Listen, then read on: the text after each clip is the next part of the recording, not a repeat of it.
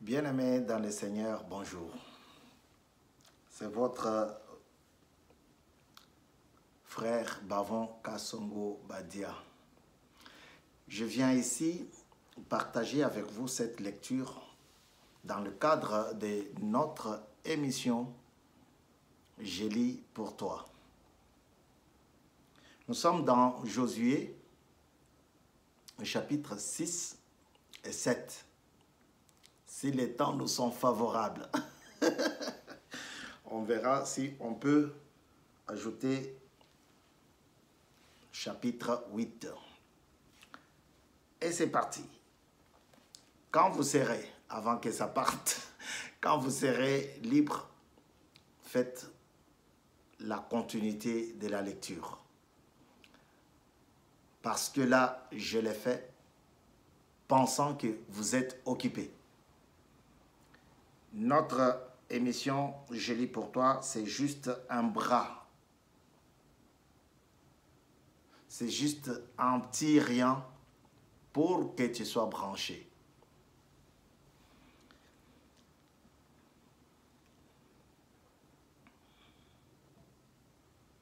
C'est parti.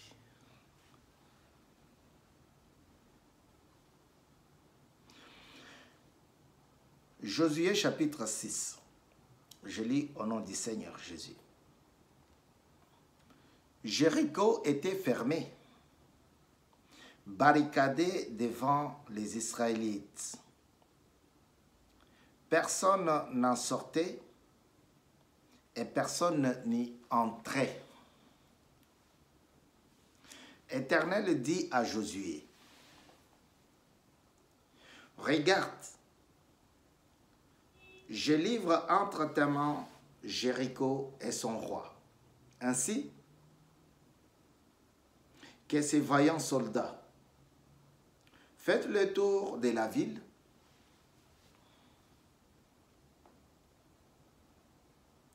Vous tous, les hommes de guerre, faites une fois le tour de la ville.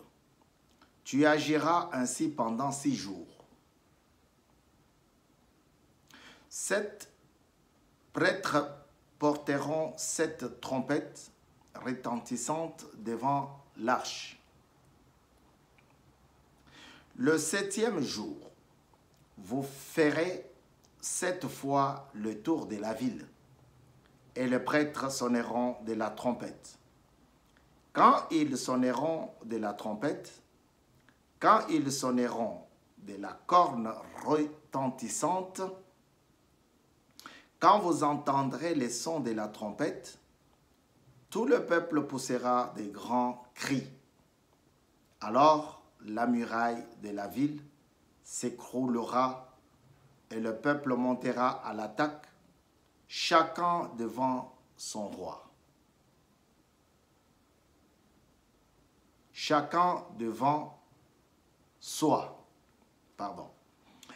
Josué, fils de Nun, appela le prêtre et leur dit, portez l'arche de l'alliance et que 7 prêtres portent 7 trompettes retentissantes dans l'arche, devant l'arche de l'Éternel. Puis il dit au peuple, marchez, faites le tour de la ville et que les hommes équipés passent devant l'arche de l'Éternel. Lorsque Josué eut parlé au peuple, les 7 prêtres qui portaient les 7 trompettes retentissantes devant l'Éternel se mirent en marche et sonnèrent de la trompette. L'arche de l'alliance de l'Éternel allait à leur suite. Les hommes équipés marchaient devant les prêtres qui sonnaient de la trompette et l'arrière-garde suivait l'arche. Pendant la marche, on sonnait de la trompette. Josué avait donné cet ordre au peuple. Vous ne crierez pas, vous ne ferez pas entendre votre voix et il ne sortira pas un mot de votre bouche jusqu'au jour où je vous dirai. Poussez des cris, jusqu'au jour où je vous dirai, poussez des cris.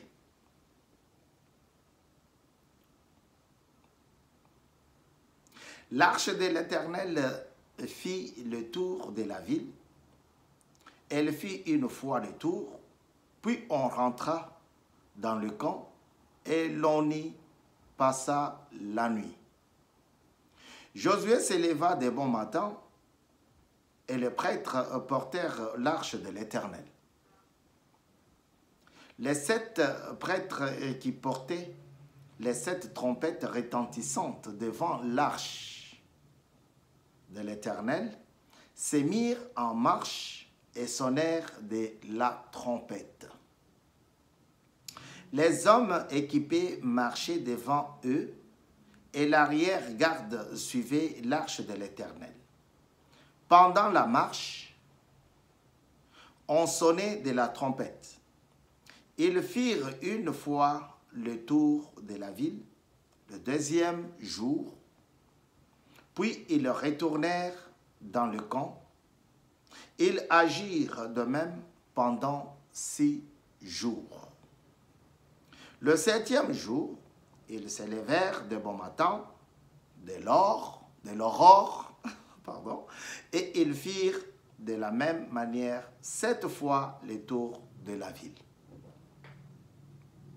Ce fut le seul jour où ils firent 7 fois le tour de la ville. La 7e fois, comme le prêtre sonnait de la trompette, Josué dit au peuple, « Poussez des cris, car l'Éternel vous a livré la ville. La ville sera vouée à l'Éternel, elle et tous ceux qui s'y trouvent. Mais on laissera la vie à Rahab, la prostituée, et à tous ceux qui seront avec elle, dans sa maison, parce qu'elle a caché le messager que nous avions envoyé. Seulement, gardez-vous bien de toucher à ce qui sera voué à la destruction. En effet, si vous preniez de ce que vous aurez voué à la destruction, vous mettriez le camp d'Israël sous une menace de la destruction et vous causeriez son malheur. Tout l'argent et tout l'or, tous les objets en bronze et en fer seront consacrés à l'Éternel et entreront dans le trésor de l'Éternel. Le peuple poussa des cris et les prêtres sonnèrent de la trompette. Lorsque le peuple entendit les sons de la trompette, il poussa des grands cris et la muraille s'écroula. Le peuple monta dans la ville, chacun devant soi. Ils s'emparèrent de la ville et vouèrent à la destruction en le passant au fil de l'épée. Tous ceux qui s'y trouvaient, hommes et femmes, enfants et vieillards, jusqu'aux bœufs, aux brebis et aux ânes. Âne, l'animal.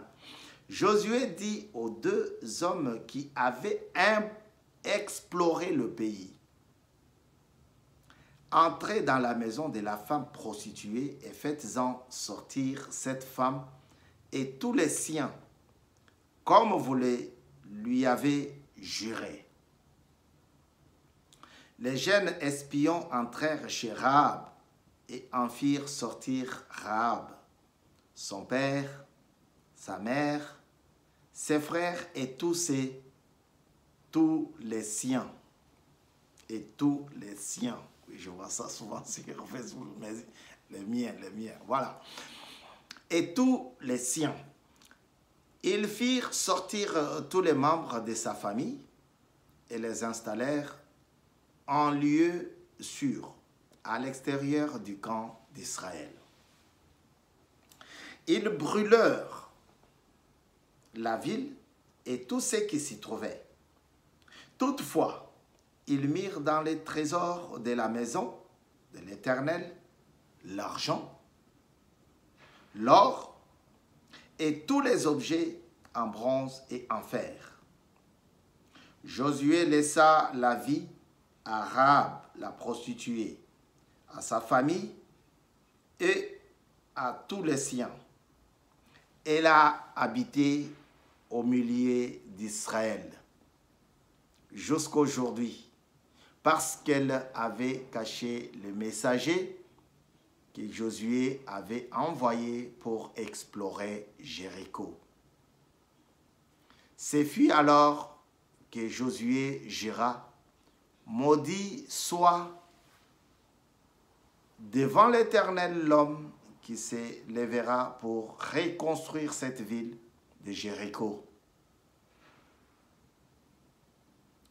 Il en jettera les fondations au prix de son fils aîné et il en posera les portes au prix de son plus jeune fils. L'Éternel fut avec Josué et l'on parla de lui dans tout le pays.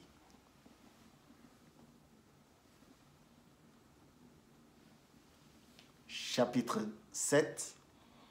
Faute et punition d'Acan. Les Israélites commirent un acte d'infidélité au sujet des biens voués à la destruction. Acan, fils de Carmi, petit-fils de Zabdi et descendant de Zérak, de la tribu de Juda, prit des biens ainsi consacrés à la colère de l'Éternel, s'enflammant contre les Israélites. De Jéricho, Josué envoya de nouveau des hommes vers Haï,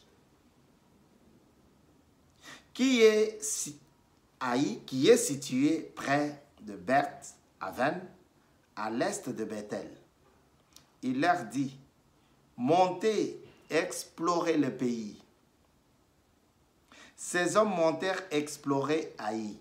De retour vers Josué, ils lui dirent: il est inutile de faire monter tout le peuple à l'attaque. 2000 ou 2000 hommes suffiront pour battre Haï.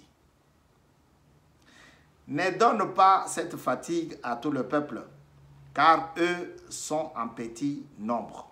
Ainsi, 3000 hommes environ se mirent en marche, mais ils prirent la fuite devant les habitants d'Haï. Les habitants d'Haï leur tuèrent environ 36 hommes. Ils les poursuivirent depuis la porte de la ville jusqu'à Shebarim, et les battirent à la descente. Le peuple perdit courage et se liquéfia.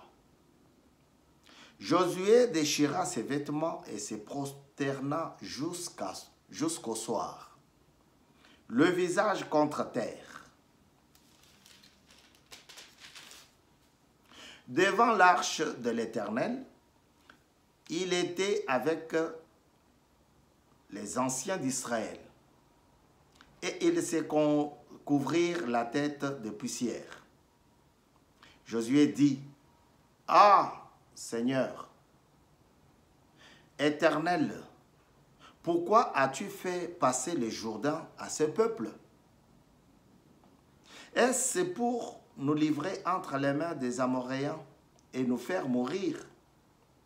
Si seulement nous avions su rester de l'autre côté du Jourdain.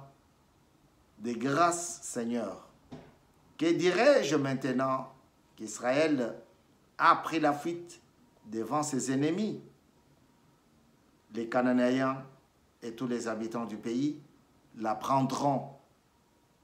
Ils nous encercleront et feront disparaître notre nom de la terre.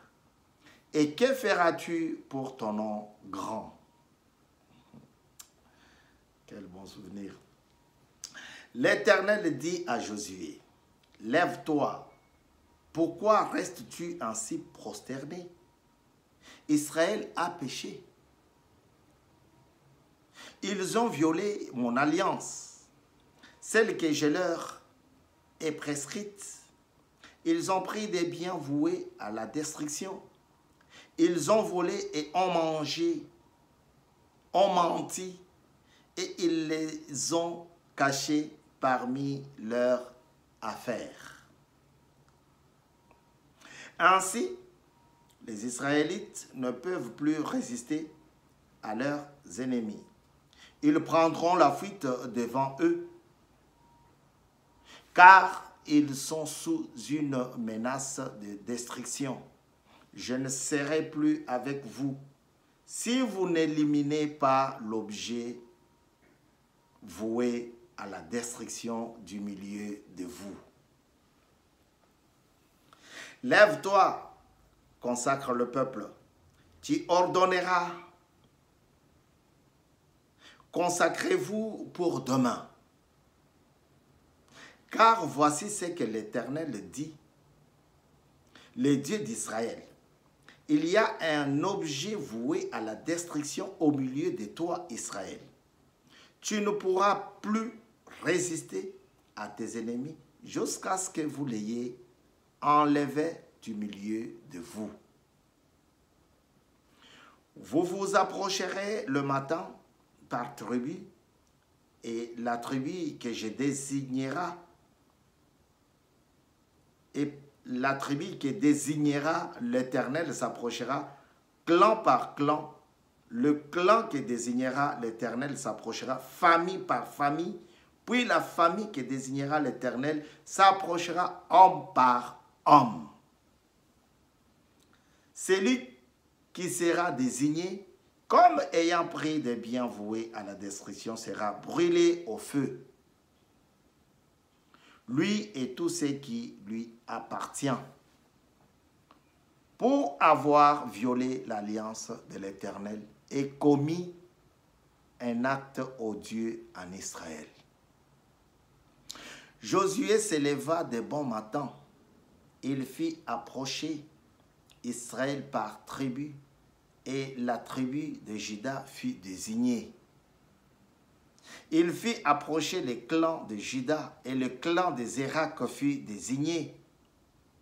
Il fit approcher le clan de Zérak, famille par famille, et Zabdi fut désigné. Il fit approcher la famille de Zabdi, homme par homme, et Acon, fils de Carmi, petit-fils de Zabdi et descendant de Zérak, de la tribu de Juda, fut désigné. Josué dit à Acon, mon fils, donne gloire à l'Éternel, le Dieu d'Israël, et rends-lui hommage. Dis-moi donc ce que tu as fait. Ne me le cache pas. Acon répondit à Josué, il est vrai que j'ai péché contre l'Éternel, le Dieu d'Israël, et voici ce que j'ai fait. J'ai vu dans le butin un beau manteau de chinéar, 200 pièces d'argent et un lingot d'or, près de 600 grammes. J'en ai eu envie et je les ai pris. Ils sont cachés dans la terre, dans ma tente, et l'argent est dessous. Josué envoya des hommes qui coururent à la tente. Les objets étaient bien cachés dans la tente d'Acon. et l'argent était bien des sous. Ils les prirent dans la tente, les apportèrent à Josué et à tous les Israélites et les déposèrent devant l'Éternel. Josué et tout Israël avec lui prirent Akan, fils de Zérak, l'argent, le manteau, le lingot d'or, le fils et les filles d'Akan, ses bœufs, ses ânes, ses brebis,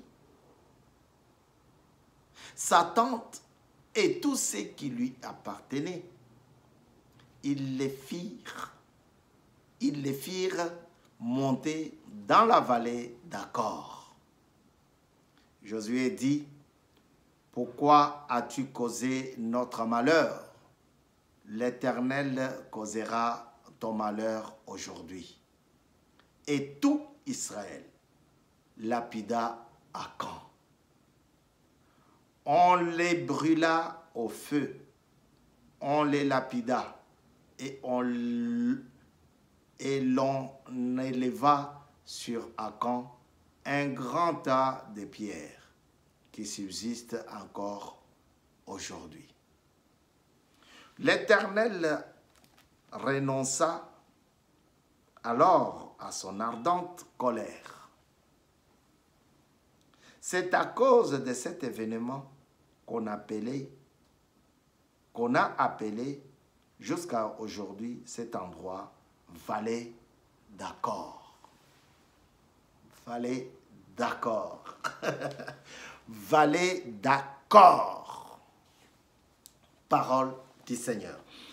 Bien-aimés, nous sommes arrivés à la fin de notre lecture. Le temps, c'est de l'argent. On n'a pas eu suffisamment du temps pour entamer. On n'a pas suffisamment du temps pour entamer le 8e chapitre. Mais nous voudrions justement revenir sur les 2 chapitres que nous avons lus. Quelle belle histoire! Dieu commence par la victoire. Et boum, on perd la victoire. 3000 hommes, 3000 guerriers, 3000 militaires, 3000 soldats ont pris la fuite devant 36 hommes. Pourquoi? Parce que entre eux, dans leur pays, il y avait quelqu'un qui avait brisé l'alliance. Mokolo Télévision, c'est ton espace. Mokolo Télévision, c'est ton endroit. Fais ton abonnement, si ce n'est pas encore fait. Comme ça, tu nous recevras en temps record.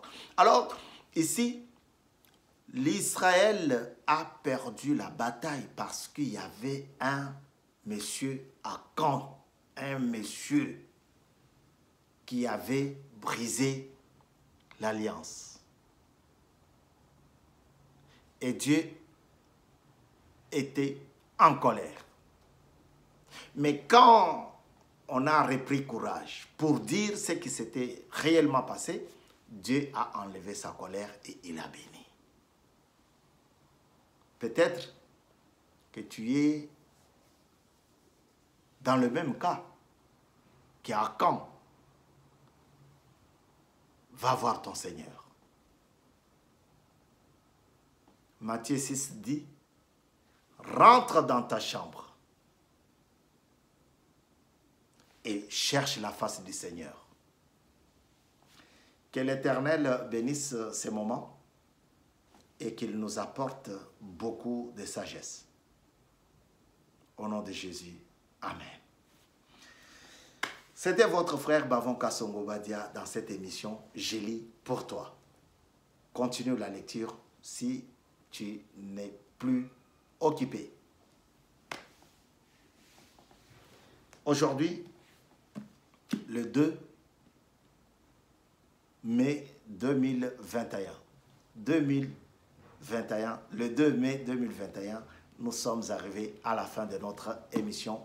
Que la paix de Dieu puisse demeurer dans vos familles. Mon coup de télévision se réjouit de votre présence.